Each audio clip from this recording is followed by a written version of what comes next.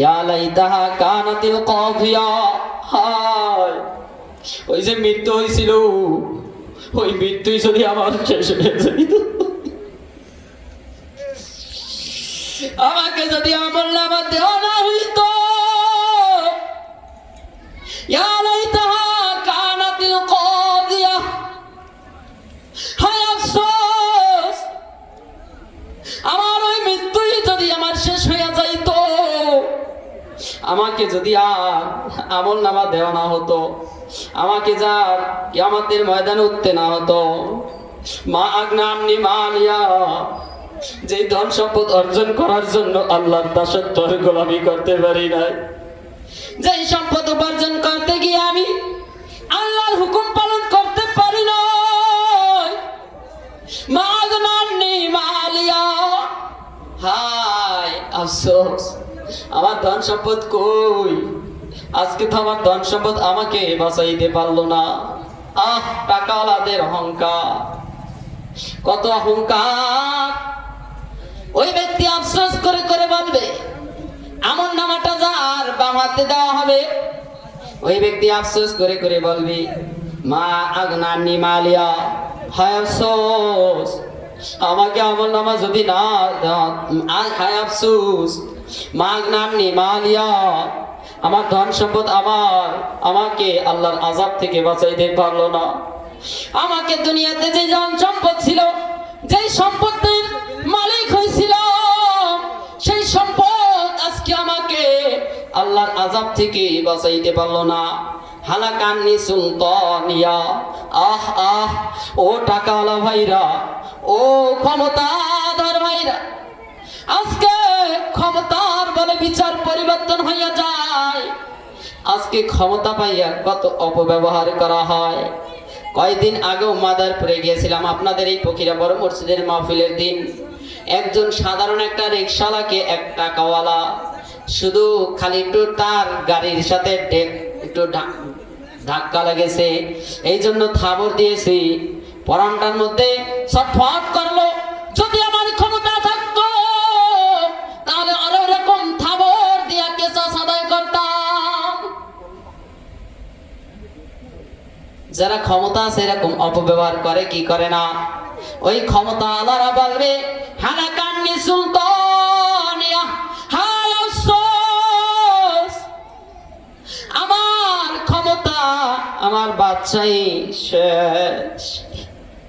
এরকম ব্যক্তিদের সম্পর্কে আল্লাহ ঘোষণা করবেন খুজুহু ফাগুল্লু,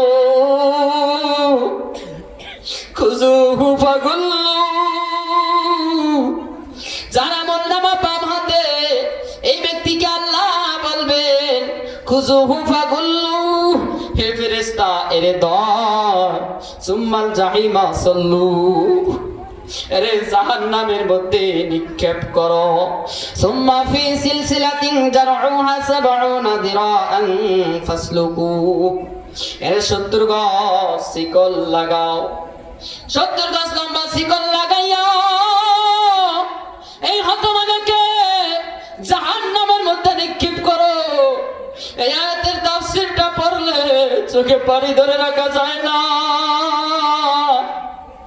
এ মুসলমান, দোয়া করো আল্লাহর কাছে, আল্লাহ যেন ডান হাতে আমলনামা দেয়। যার বাম হাতে আমলনামা দেওয়া হবে ওই ব্যক্তিকে আল্লাহ বলবেন হে ফেরেশতারা রে ধর, আটকা শিকল লাগাও। আল্লাহ যে বললেন ফেরেশতারা শিকল লাগাও, ৭০ গজ লম্বা শিকল লাগাও, শিকল লাগাই আরে জাহান্নামে নিক্ষেপ করো। ওই শিকলটা হাতের মধ্যে পরানো হবে না, পায়ের মধ্যে পরানো হবে না। আব্দুল্লাহ ইবনে আব্বাস রাদিয়াল্লাহু তাআলা আনহু এই আয়াতের তাফসীর করেছেন, ওই গুনাহগারকে, ওই জাহান্নামীকে বাম হাতে যার আমলনামা পড়েছে ওই ব্যক্তিকে আল্লাহ বলবেন ওই ব্যক্তির নাকের ছিদ্রের মধ্যে দিয়া এই শিকলটা ঢুকিয়ে দাও, নাকের মধ্যে দিয়া শিকলটারে ঢুকাইয়া পায়খানার রাস্তা দিয়া শিকলটাকে বের করে দাও। এরপরে উল্টা পিলে টাইনা টাইনা টাইনা জাহান্নামের মধ্যে নিক্ষেপ করে দাও। আল্লাহর নবী আল্লাহ তাআলাকে আল্লাহর নবীকে বলেন, হে আমার হাবিব, হে আমার বন্ধু, ওয়াউদিয়াল কিতাব ফাতারাল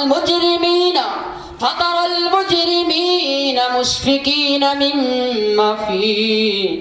সূরা কাহাবের 49 নম্বর আয়াতের মধ্যে আল্লাহ বলেন, গুনাহগারকে, বেঈমানকে, মুসলিমদেরকে, হতভাগাদেরকে যখন বাম হাতে আমলনামা দেওয়া হবে তখন তারা ভয়তে কাঁপতে থাকবে আর চিৎকার মেরে মেরে কান্না করতে থাকবে, আফসোস করে করে বলতে থাকবে, মালি হাযাল কিতাব লা ইউগাদিরু সাগীরাতান ওয়ালা কাবীরাতান ইল্লা আহসাহা। হায় হায়, মালি হাযাল কিতাব, এটা কেমন কিতাব রে, এটা কেমন আমলনামা রে। লা ইউগাদিরু সাগীরাতান ওয়ালা কাবীরাতান ইল্লা আহসাহা। আমি ছোট গুনাহ করেছি তাও দি লেখা হয়েছে আমলনামার মধ্যে, আমি বড় গুনাহ করেছি তাও দি আমলনামার মধ্যে লেখা হয়েছে। বান্দা পড়বে আর চিৎকার করে করে কান্না করে আর বলতে থাকবে, হায় আফসোস, হায় আফসোস, হায় আফসোস, কেন দুনিয়ার মধ্যে আমল করলাম না, কেন গুনাহ করছিলাম, কেন অন্যায় করছিলাম।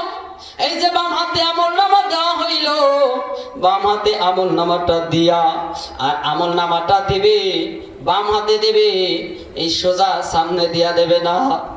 আল্লাহ তাআলা বলবেন, ওই জাহান্নামীকে বলবেন, ওই জাহান্নামীর বুকের মধ্যে দিয়া ছিদ্র করিয়া বাম হাতটা ঢুকাইয়া এভাবে পিছনের দিকে ফিরাইয়া, পিছনের দিকে হাত বের করে পিঠের মধ্যে দিয়া, ওই পিঠের মধ্যে আমলনামাটা দিয়া বলবেন, এখন পড়ো ইকরা কিতাবাক, এই তুই পড়, তোর আমলনামা তুই পড়, তোর আমলনামা তুই পড়া দেখ। আল্লাহ বলবেন, হে আল্লাহ, আল্লাহ তাআলা, ফেরেশতারা বলবে, আয় আল্লাহ, তোমার বান্দা কিভাবে আমলনামা পড়বে, আমলনামা পিছনে চোখ সামনে কেমনে পড়বে। আল্লাহ বলবেন, ফেরেশতারা, ওই হতভাগা জাহান্নামীর কল্লাটা মোচড় দিয়ে পিছনে ঘুরাইয়া দাও। কল্লাটা যখন পিছনে ঘুরাবে চিৎকার মেরে মেরে কান্না করবে আর বলবে, আল্লাহ, এটা কেমন আমলনামা, আমি কি করেছি, কখন কখন পার্কে গিয়া কি অন্যায় করেছিলাম, কখন কোন জায়গায় যাইয়া কি অপরাধ করেছি, সব দিয়ে আমলনামার মধ্যে লেখা। এই জন্য ভাই, ওই জাহান্নামের হাত থেকে, ওই জাহান্নামের আগুন থেকে বাঁচতে হইলে ঈমান আর আমল নিয়ে যাইতে হবে কিয়ামতের ময়দানে। কথা বলেন ঠিক কিনা? ডান হাতে যদি আমলটা পাইতে হয়, আহা, আমলনামা ডান হাতে পারবে না, বাম হাতে পারবে, এই চিন্তা আপনার আমার মধ্যে নাই।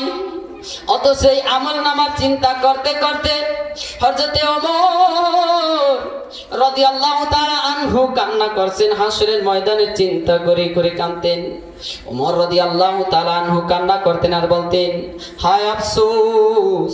ওমর রাদিয়াল্লাহু তাআলা আনহু কে যেদিন ছুরিটা ঢোকাইলো বুকের মধ্যে দিয়া, কখনো হুঁশে আসে ওমর, আবার কখনো বেহুশ হইয়া যায়। যখন হুঁশে আসে তখন বলে, ইয়া ওয়াইলুল লাকা ওমর, ফাইল্লাম ইয়াগফির লাকা রাব্বুক।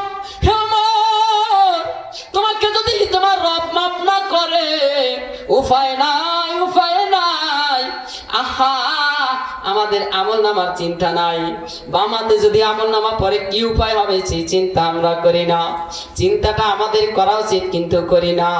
কিন্তু জান্নাত প্রাপ্ত সাহাবী হযরতে ওমর, হযরতে আবু বকর রাদিয়াল্লাহু তাআলা আনহু রাস্তা দিয়ে হাঁটতেন আর একটা পাতা পাইতেন, পাতাটা ধইরা ধইরা কাটা করতেন আর বলতেন, পাতা তোকে আল্লাহ পাতা বানাইছে, বকরি খাইয়া ফেলবে, সব শেষ হইয়া যাবে, হিসাব শেষ।